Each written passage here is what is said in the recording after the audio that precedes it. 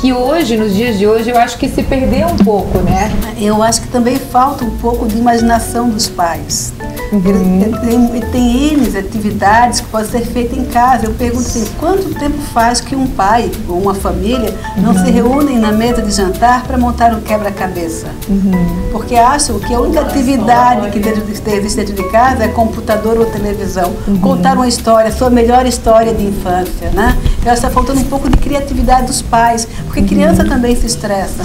Nós trabalhamos o dia inteiro e chegamos em casa, queremos botar o nosso chinelo, nosso pijama, ficar à vontade, e criança também quer o canto dele, o banheiro dele, o quarto dele, a sala dele, e o adulto não pode privar essa criança disso também. Então vai acontecer um nível de estresse tão grande quanto o do adulto. Então acho que precisa ser respeitado, sim, e a criança também ser seu próprio termômetro. Os pais vão perceberem quando eles também já estão saturados disso, né? E agora acho que a gente vai entrar em algo que vem, acho que na sequência disso, que são os pais ausentes, né? Então a gente vive nessa loucura, nessa correria do dia a dia, né? E como educar os filhos nos dias de hoje? Pais ausentes, o fato de quando ambos os pais trabalham fora de casa, é verdade ou mentira que a probabilidade de haver falhas na educação é bem maior? Eu acredito que não. No meu caso, eu trabalho fora, tenho uma empresa familiar, né? O meu emprego é bem flexível, junto com eles. E eu acho que eles não atrapalham. Você consegue conciliar hoje? Não atrapalham em nada. Eu consigo levar eles para o colégio, os dois maiores, né? Eu tenho 3, o menorzinho. Acho que é importante a gente falar, a Karina tem 3, gente. Isso. 3 escadinhas, né? Isso. Então, e o menor, como ele precisa de mais atenção, requer um pouco mais de atenção, então eu optei em botar ele no colégio 3 dias por semana, no período integral, no colégio, que eu acho mais importante para ele estar num ambiente que ele possa aprender, que ele possa brincar, do que ficar em casa, né? Uma pessoa que de repente claro, com certeza. Não lá dá tanta atenção para ele, né? O colégio traz isso.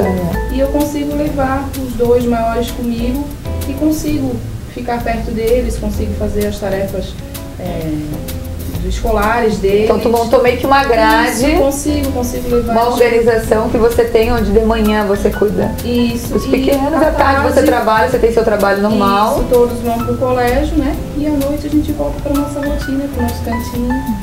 Em casa. Isso. Todo mundo em casa. Todo mundo, daí a gente faz a nossa última refeição, que é a única que a gente faz juntos, né? É aí que está a importância, né? De, pelo menos conseguir fazer uma única refeição juntos. Isso é importante. Vocês conseguiram corresponder. Assim. É o momento da família reunida, né? No final, quando chega em casa, a família se reunir para entender o dia de cada um, né? Isso é a referência. Isso é muito mais importante do que o dia inteiro, sem poder dar uma qualidade no pouco momento. Às vezes, um pouquinho de atenção que tu dá para eles à noite, né?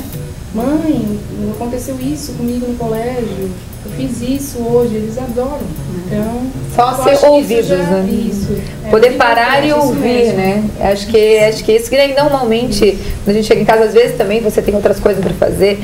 E quando os pais tentam compensar essa ausência, muitas vezes com brinquedos, né? Para diminuir a culpa. Porque nós sabemos que tem muitos pais que fazem isso. Eu penso que dentro da psicopedagogia, né, essa compensação é uma falta de comprometimento. Né? Eu vou substituir o afeto pelo brinquedo. Isso não existe.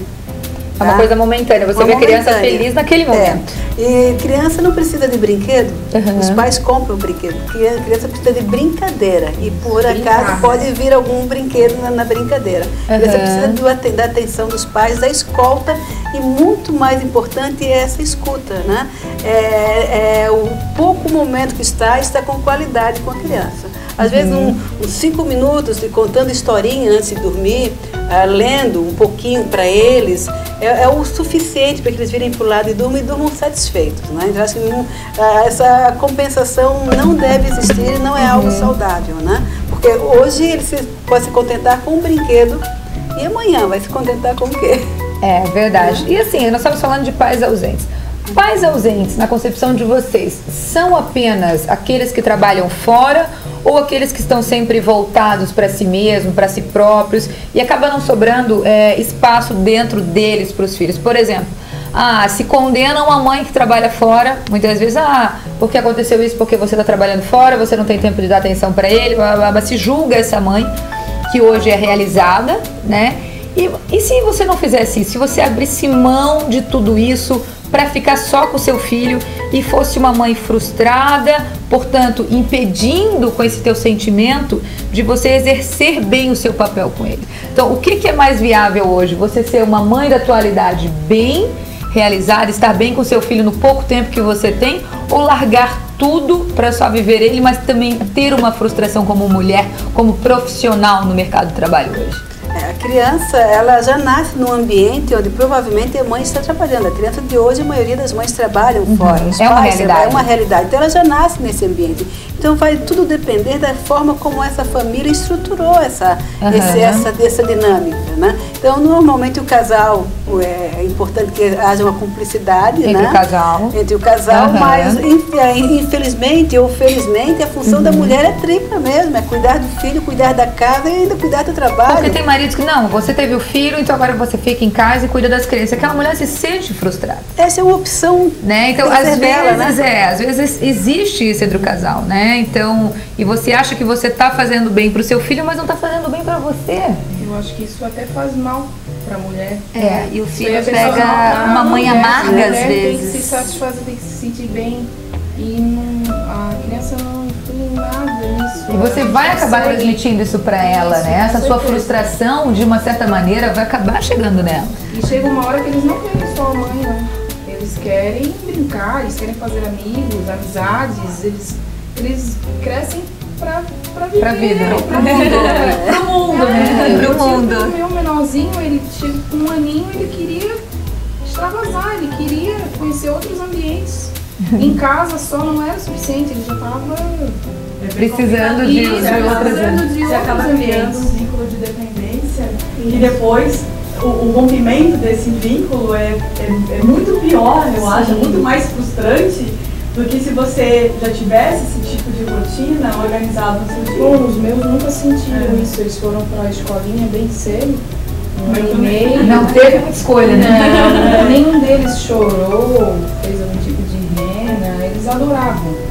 Porque tinham outras crianças. O brincar para eles era. E na tua concepção veio pro crescimento deles, com isso, certeza, essa convivência. O amadurecimento deles, o crescimento, nosso também, porque a gente também precisa daquele tempo, né? Para realização. Fazer outros tipos de atividades. E agora nós vamos falar, acho que agora uma pergunta mais para as nossas doutoras aqui. Criança hiperativa.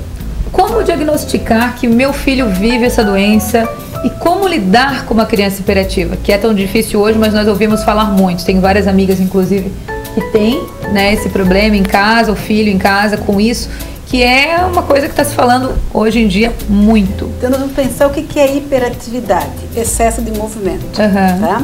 Então nós podemos estar falando de um excesso de movimento motor, abre porta, fecha porta, sobe no sofá, empurra ali, empurra aqui, puxa aqui. E podemos estar falando de um movimento neurológico. A criança que o cérebro não para raciocinar, está sempre pensando mil coisas ao mesmo tempo.